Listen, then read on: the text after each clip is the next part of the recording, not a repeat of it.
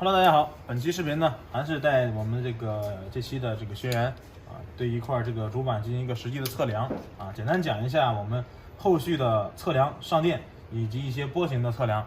如何判断它好坏以及供电是否正常。那么还是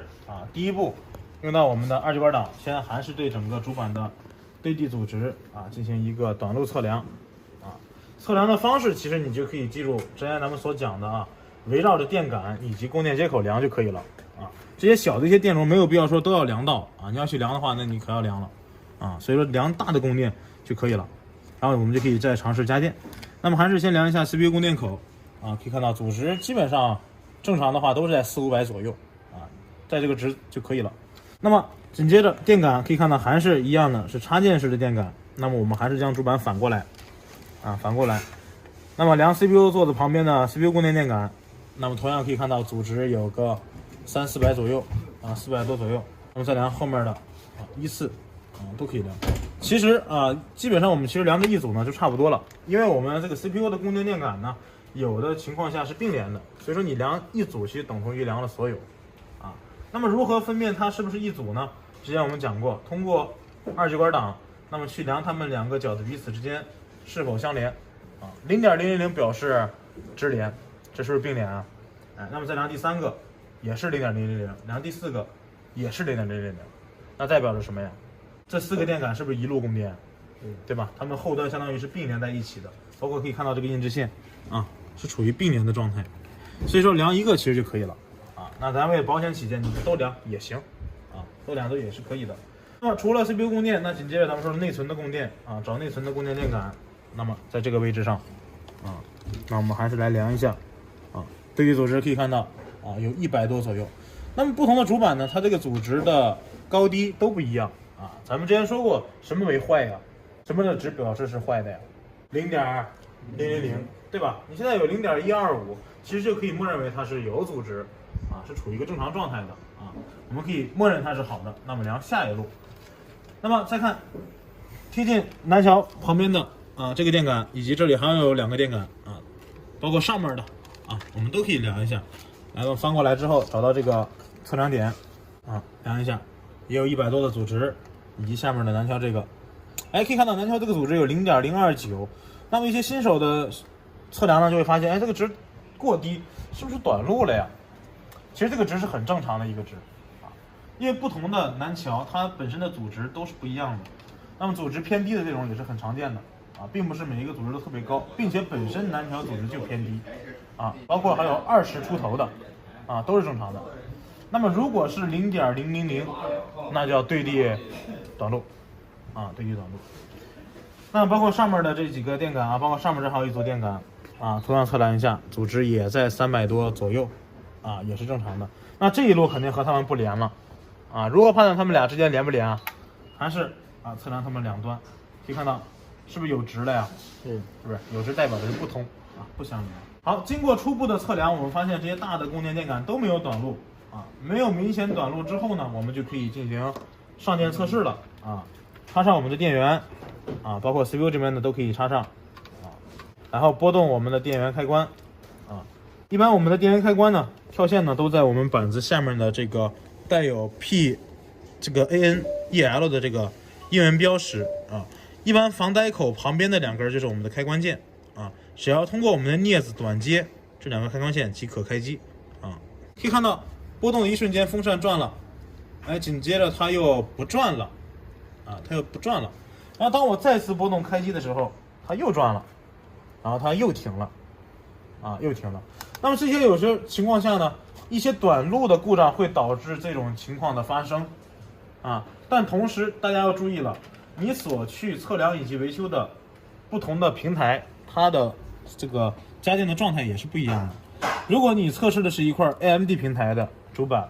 那么你不在装负载的情况下是可以加电并且不掉的，我们可以测量很多的波形。那么像英特尔平台的话，这种情况我们需要安装我们的核心也是我们所说的处理器，那么再去加电就不会掉了但是在加电的一瞬间，其实我们这些电感上也是会瞬间出波形的，只不过没有负载它会掉电所以说是一个正常情况。那么接下来呢，我们可以安装上我们的处理器我们来再次家电来看一下。好，此时拨动开关，可以听到蜂鸣器发出了报警，听到吧？没有。这种情况下，基本上是我们 CPU 自检完成之后，开始将我们的自检信息扔给内存的情况下才会发出的响声。那说白了，此时我主板上没有安装内存，是不是？代表着主板上没有识别到我们的内存，所以说蜂鸣器会报警，会报警。那么这种情况下，那接下来我们可以通过我们的示波器对每一个电感的电压以及波形进行测量。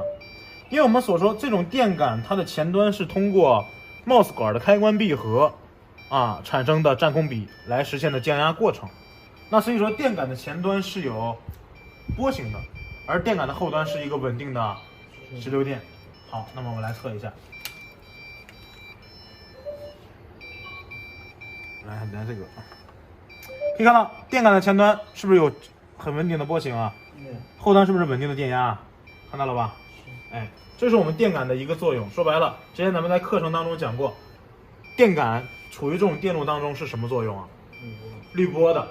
对吧？储能滤波的一个电感。所以说两端的这个一端有波形，一端有供电是正常的。那包括像一些这个前端的管的地级，也都是可以测量到我们这个波形的。可以看到，相当于我们所说，你管的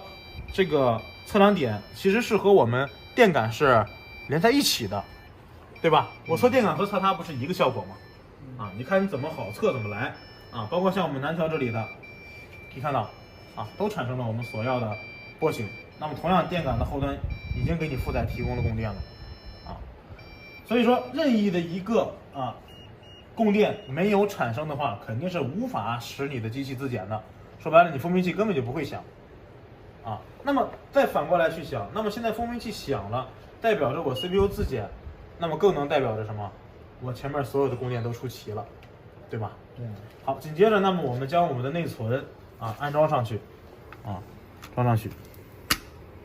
好，装上内存之后呢，同样我们再次开机，插上我们的这个显示器的这根线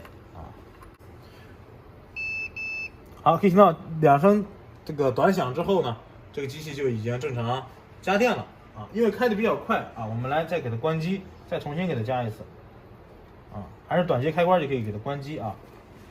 那么之前我们在上课当中给大家讲过这个测量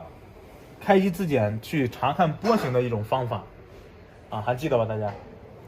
用示波器怎么去看自检波形孔带第一角上BIOS 第一角是吧？好，那么我们将我们的示波器的第一角放在我们的 BIOS 上，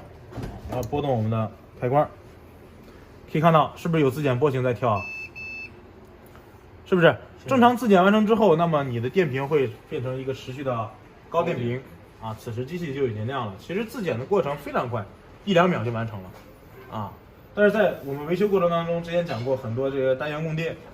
有任意一组没有产生就不会自检。那么这块主板呢，也是一个正常可以加电的主板。那么通过我们初步的测量以及这些对于电感的组织以及波形的判断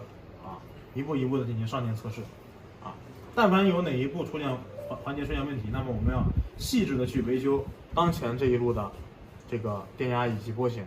比如说这组波形不出，那你肯定自检不了，对吧？因为 CPU 没有供电是无法工作呀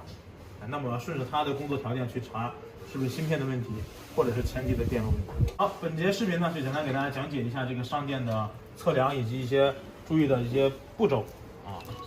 那么还是后续如果大家对这个维修比较感兴趣的话可以关注